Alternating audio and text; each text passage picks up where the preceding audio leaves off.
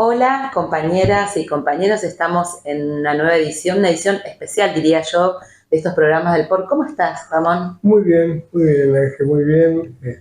Presencialmente hoy, Esta por fin vez, nos vemos. por fin nos vemos después de tantos meses. Bueno, los que siguen nuestro programa saben que los hacemos virtuales porque estamos muy lejos y no siempre nos conectamos para hacer los programas. Y bueno, esta vez nos encontramos y dijimos, vamos a aprovechar para compartir con los compañeros algunas conclusiones, algunas ideas que nos parecen fundamentales.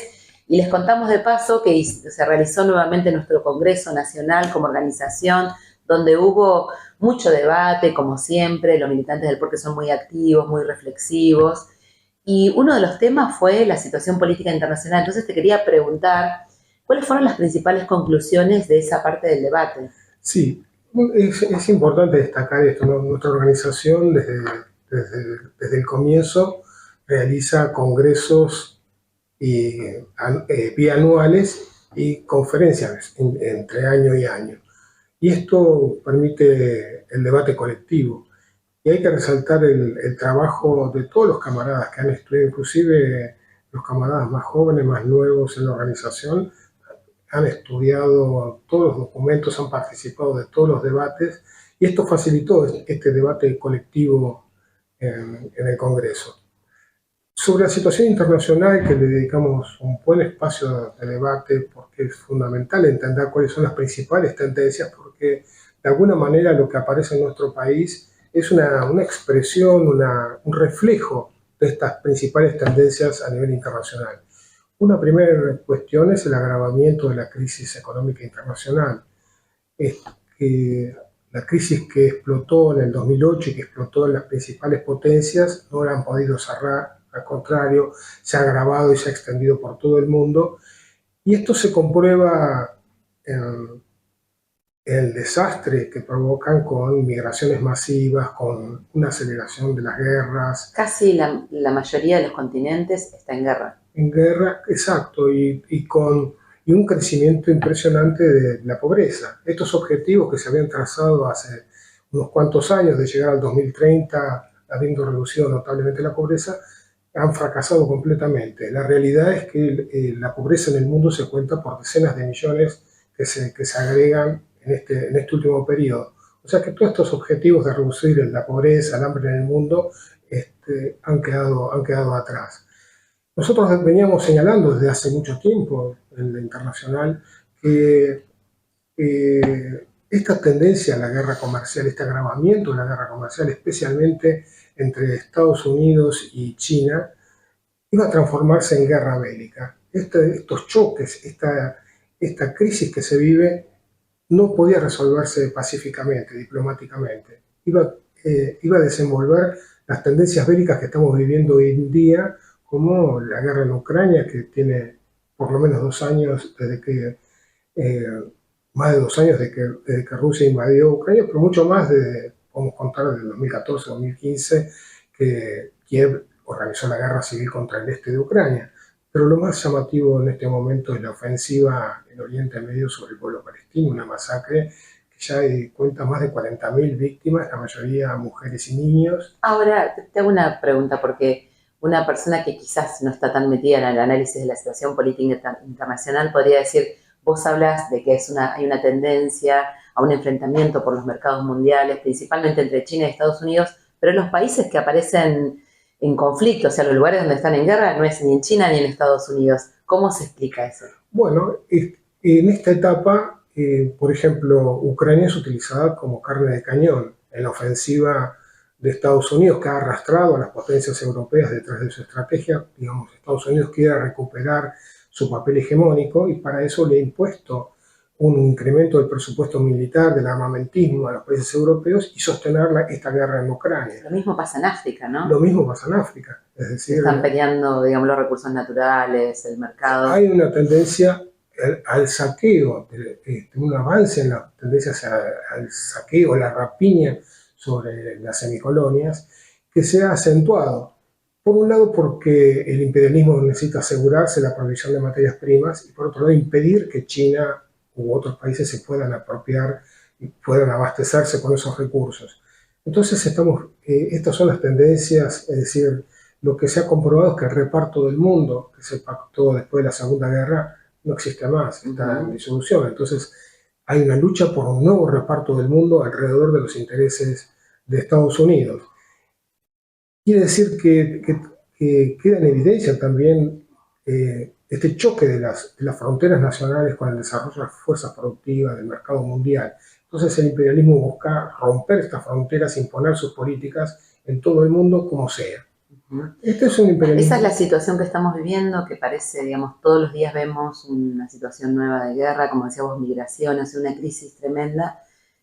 Asistimos a una crisis de dirección revolucionaria. ¿Cuál es la respuesta proletaria a este momento? Hay mucha preocupación por la situación de los niños palestinos. Estamos hablando de más de 40.000 niños, mujeres asesinados. ¿Cuál es la respuesta proletaria a esta gran guerra, ¿no? No hay otra alternativa que la revolución social. ¿Cómo conseguimos la paz? Dice la gente. Es decir, para conquistar la paz hay que derrotar al imperialismo. La fuente de todas las guerras en el mundo es esta política del imperialismo, de saqueo, de rapiña, de dominar el mundo a cualquier precio, inclusive con matanzas indiscriminadas, destrucción de los campos, de las fábricas, de las rutas, de los puentes, la invasión de los países.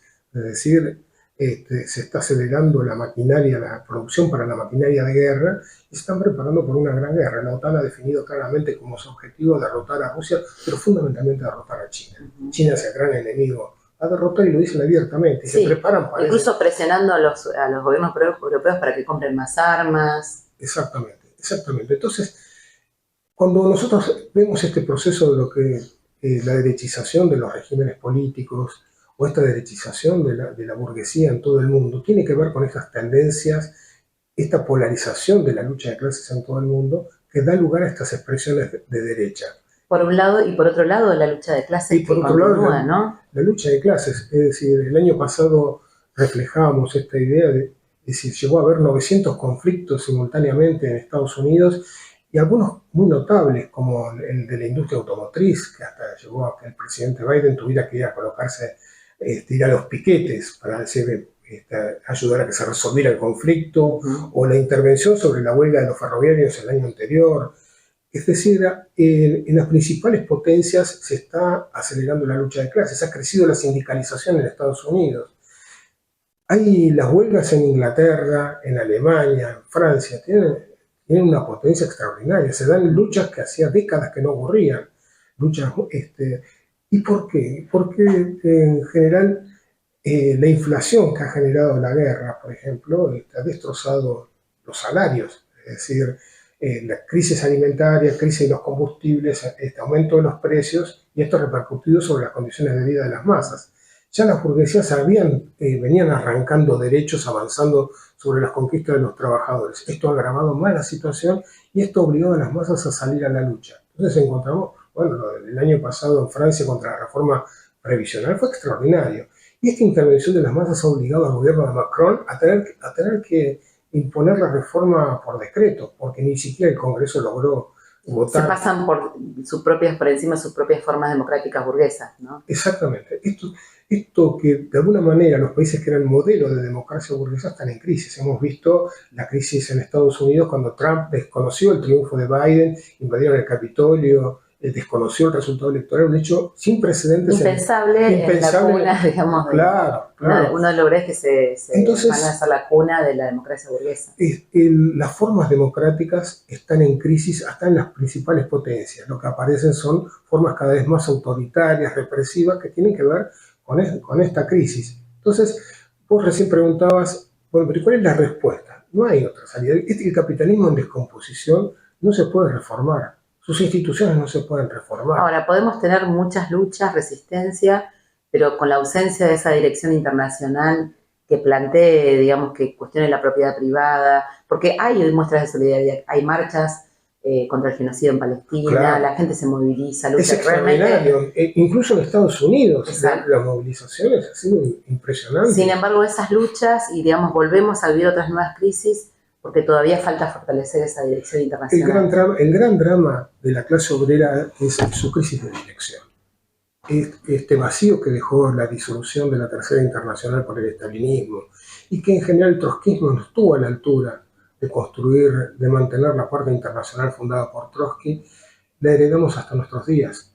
Ese es el trabajo que hay que hacer. Hay que reconstruir la Cuarta Internacional sobre la base del programa de transición, de la revolución permanente. Este es el trabajo. Bueno, construir nosotros, nuestros partidos, claro, nosotros somos constructores del POR, que es el Partido Obrero Revolucionario, y que para aquellos compañeros y compañeras que estén mirando este video y que quizás no conozcan, pueden referenciarse en el POR boliviano, que tiene más de 80, capaz que me quedo corta, de historia, de lucha, de elaboración programática con los compañeros de Brasil, con los compañeros de Chile, acá mismo en Argentina. Se pueden contactar con nosotros, pedirnos nuestros programas, porque tenemos una concepción de partido programa, de elaborar programas políticos para cada uno de los países, y la necesidad, así como les contábamos recién que realizamos un congreso nacional, también realizamos congresos internacionales, porque entendemos y tomamos muy seriamente la construcción del CERSI.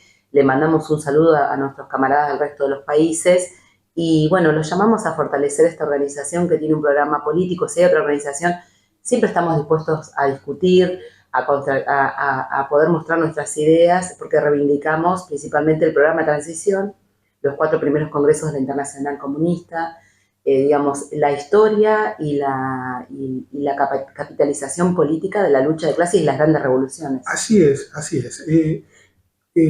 Y la tesis de la revolución permanente, que una cuestión esencial, que en nuestros países, solamente pueden ser liberados de la opresión del imperialismo por medio de la revolución social. Las tareas que no cumplió la burguesía no las va a poder cumplir, y esas tareas pasan a manos de la clase obrera.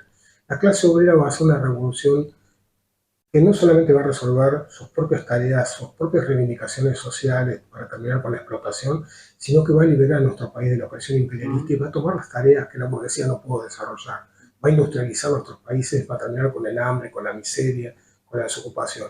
Esta es una cuestión fundamental. Muy importante. No solamente no puede resolver, sino que nos lleva a situación de mayor opresión, mayor semicolonia que estamos viviendo en los países de América del Sur. Así que es muy sintético, se imaginarán que el debate fue arduo, fue largo, fue intenso, muy interesante, pero esta es la síntesis sobre el capítulo de la situación política internacional. Sí, y llamamos a todos los camaradas, a todos los compañeros que estén interesados en este debate, a pedirnos los documentos. Nosotros, con todo el debate, con todos los aditamentos, ajustes en las caracterizaciones, vamos a publicar lo más rápido posible estos documentos para el debate. Estamos abiertos al debate con todas las corrientes, con todos los compañeros que estén dispuestos a luchar por la revolución social, por el triunfo del socialismo. Bueno, no lo piden entonces, y después se siguen con el capítulo número 2. Gracias.